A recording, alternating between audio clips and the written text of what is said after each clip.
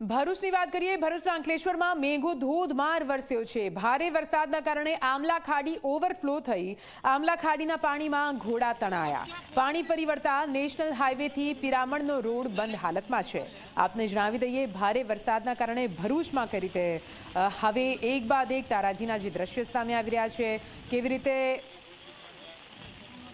આ ઘોડાઓ પાણીમાં તણાઈ રહ્યા છે। આપ જોઈ શકો છો, રોડ રસ્તા પર નદીઓ વહેતી હોય તેવો ધસમસતો પાણીનો પ્રવાહ અને આ પાણીના પ્રવાહથી અબોલ પશુઓ પણ બચી શકતા નથી। કઈ રીતે પાણીમાં તણાતા આ ઘોડાઓ તમે આ વિડીયોમાં જોઈ શકો છો। એક બે નહીં, 3 થી 4 જેટલા પશુઓ છે જે પાણીમાં આ જ રીતે નિરાધાર થઈને તણાતા જોવા મળ્યા।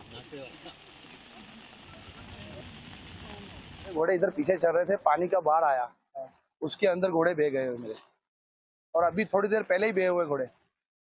कितने घोड़े? 4 घोड़े। अब मैं वो आगे जा रहा हूँ देखने के लिए।